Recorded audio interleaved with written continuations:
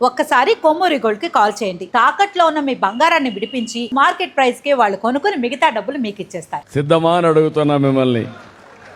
సిద్ధమేనా? ఎస్. అయితే మీరు సిద్ధమంటే నేను కమిటీ వేస్తా.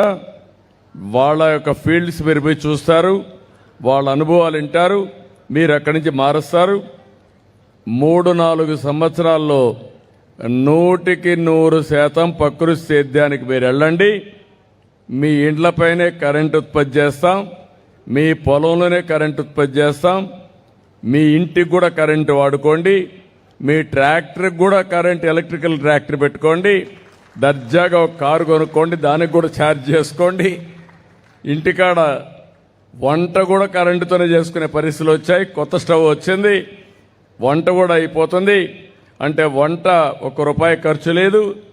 అదే సమయంలో కారులో తిరగడానికి ఖర్చు లేదు, ఇంటికి కరెంటు బిల్ లేదు, హాస్పిటల్కి పోయే పని లేదు. రెండవది లాభసాటిగా ఉంటుంది. టూరిజం బ్రహ్మాండంగా అభివృద్ధి అవుతుంది. ప్రపంచంలో ఉండే టూరిస్టులందరినీ మన ప్రకృతి సేద్యం చూడడానికి తీసుకొచ్చే బాధ్యత నాదని మరొక్కసారి అందరికి హామీ ఇస్తున్నా.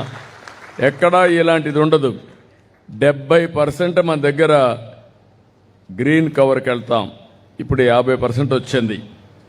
తిరుపతి 89.9% తిరుమల పైన గ్రీన్ కవర్ ఉంది, పచ్చదనం ఉంది. ఇక్కడ 50 నుంచి 70-75కి వెళ్ళిపోతాం. రెండోది అందరి నీవా నీళ్లు తీసుకొచ్చాం. దీనివల్ల రాబోయే రోజుల్లో జలధారకు వెళ్తున్నాం. భూమిని జలాశయంగా చేసి 3 మీటర్స్ 6 మీటర్స్ అంటే వర్షాకాలం తర్వాత 3 మీటర్లో ఉంటుంది, మళ్ళీ ఎండాకాలం అవుతానే 6 మీటర్లో ఉంటుంది. 3 మీటర్లు వాడతాం. ఆ 3 మీటర్లు కూడా మీ పంప్ సెట్ కాడనే సోలార్ పెడతాం. మీరు ₹1 ఖర్చు లేదు. నేనే మీకు సోలార్ పెట్టిస్తా, ఫ్రీగా పెట్టిస్తా. దర్జాగా మీరు ముందుకు వస్తే మొత్తం పెట్టేస్తాం. ఆ తర్వాత మీరు ఆలోచిస్తే మీ ఇంటి పైన కూడా మొన్న 8,000 సోలారు ప్యానల్స్ పెట్టించాం కుటుంబాలకు, ఎస్సీలకి, ఎస్టీలకి. ఓసీలకి, బీసీలకి 49,000 ఇప్పుడు శాంక్షన్ చేశాను. అంటే మనం ఉత్పత్తి చేసే కరెంటు సోలార్ కరెంటు, ఎక్కడా పొల్యూషన్ లేదు. మీరు తినే తిండి ప్రకృతి సేద్యం, నీళ్లన్నీ భూగర్భ జలాలు పెంచుతాం. 20 ఇప్పుడే చెప్పాడు మిత్రుడు, ఒకప్పుడు 1400 అడుగులు, అక్కడి నుంచి పాతాళ గంగను పైకి తీసుకొచ్చేవడం. దానివల్ల వచ్చే నీళ్లు కూడా కంటామినేషన్ అయిపోయి ఫ్లోరైడ్ వచ్చేది. ఆ నీళ్లు తాగితే భగవంతుడు మనకందరికీ అన్ని సక్రమంగా ఇస్తే వికలాంగులుగా తయారయ్యే పరిస్థితికి వచ్చాం. ఇప్పుడు దీంతో ఇంకో పక్క మార్పు వస్తుంది. రెండోది ఇండస్ట్రీస్ వస్తాయి. వ్యవసాయాన్ని ఎక్కువ అభివృద్ధి చేస్తున్నాం. మీరు గుర్తుపెట్టుకోవాలి, వ్యవసాయంలో మీరు చూస్తే ఆధునికమైన పద్ధతులు. కొంతమందికి ప్రకృతి సేద్యం అనగానే ఇది డ్రిప్లో పెట్టలేం, డ్రోన్ వాడలేం అనే ఆలోచనలు ఉన్నాయి. ఇప్పుడు డ్రోన్ వాడుతున్నారు, ఇప్పుడే మిత్రుడు చెప్పాడు. ఇంకొక పక్కన డ్రిప్లో పెడుతున్నారు.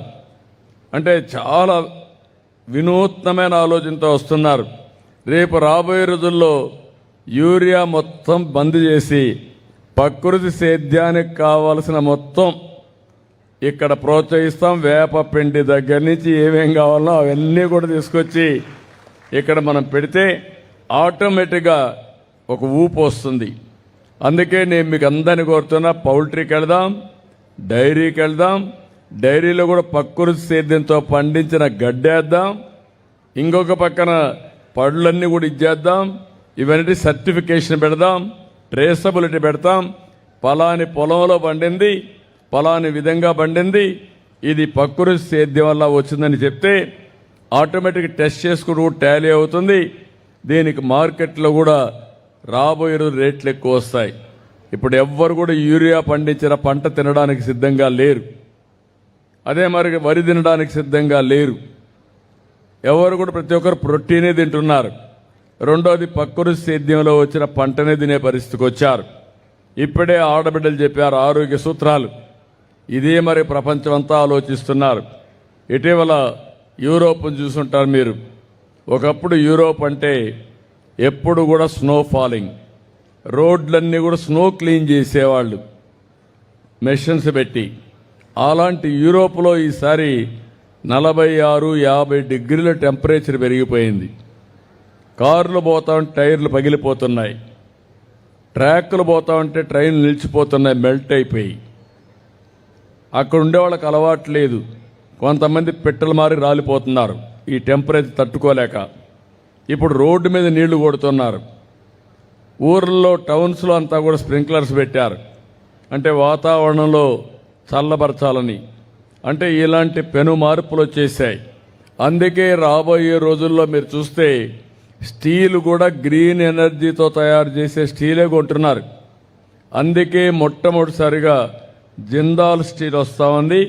ఆ జిందాల్ స్టీల్ టోటల్గా గ్రీన్ ఎనర్జీతో తయారు చేసే స్టీలే వస్తుంది. విశాఖపట్నంలో ఆర్సీఆర్ మిత్తలు కూడా ఇదే స్టీల్ వస్తుంది, గ్రీన్ ఎనర్జీతో వస్తుంది. అంటే గ్రీన్ ఎనర్జీతో వస్తే వేడి తక్కువ ఉంటుంది, మీరు ఇవి గుర్తుపెట్టుకోవాలి. కాబట్టి మార్పులు వచ్చేసాయి, పెను మార్పులు వస్తున్నాయి. దానికి మన కుప్పం నాంది పలకాలని నా ఉద్దేశం, రైతు ఆనందంగా ఉండాలని నా ఉద్దేశం.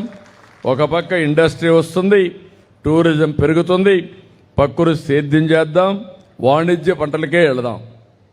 ఇది కూడా గుర్తుపెట్టుకోండి.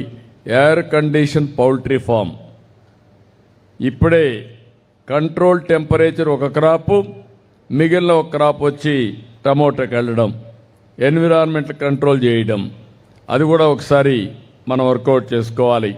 మదర్ డైరీ వచ్చింది, పండ్లు ఏవైతే రేట్లు బాగుంటావో పండిద్దాం, మార్కెట్ డ్రివెన్ క్రాప్స్ పండిద్దాం. ఇంకొక పక్కన మీరు ఆలోచించుకోవాల్సింది డైరీ కూడా 5,12,000 లీటర్లు ఇప్పుడు ఉత్పత్తి చేస్తున్నాం. ఒకప్పుడు నన్నంతా 30 ఏళ్లకు మునుపు ఎగతాళి చేశారు, నేను ఆవులు పట్టిస్తానంటే. ఈయనేదో ఆవులు పట్టిస్తానంటున్నాడు, ఇది ఎక్కడ సాధ్యం అన్నారు. ఈరోజు ఒకే నియోజకవర్గంలో 10 లక్షల లీటర్లు పాల ఉత్పత్తి ధ్యేయంగా ఆలోచిస్తున్న, తొందరలో సాధ్యం అవుతుంది. ఇప్పుడే ఎల్లప్ప గారు చెప్పారు, ఒకప్పుడు ఆవు దూడలు పేగ దూడలు వచ్చేటి కాదు, ఇప్పుడు అన్నీ కూడా ఏదైతే ప్రిఫరెన్షియల్ సెక్స్ ఎంత సెమను ఉపయోగిస్తున్నాం, 80% 80-90% పేగదూడలే పుడుతున్నాయి. కాబట్టి మీకు ఇంకా బాధే లేదు. అవసరమైతే మన నియోజకవర్గంలో దూడల ఉత్పత్తి కేంద్రంగా తయారు చేసి రాష్ట్రానికి సరఫరా చేద్దాం అవసరమైతే. ఎందుకంటే ఇన్ని ఆవులు ఉండేది ఎక్కడా ఉండవు. ఈ ఆవులు కానీ కరెక్ట్గా పుడితే దాంట్లో కూడా ఆదాయం మనకు. అవి పెంచుదాం, నీళ్లున్నాయి, గడ్డి ఉంది, ఆవులున్నాయి, ఇంకా ఉత్పత్తే చేయాల్సింది మనం. అది చేయగలిగితే అందులో కూడా ఆదాయం వస్తుంది. ఇట్లా వినూత్నమైన ఆలోచనలు పెట్టుకొని మనం ముందుకు పోదాం.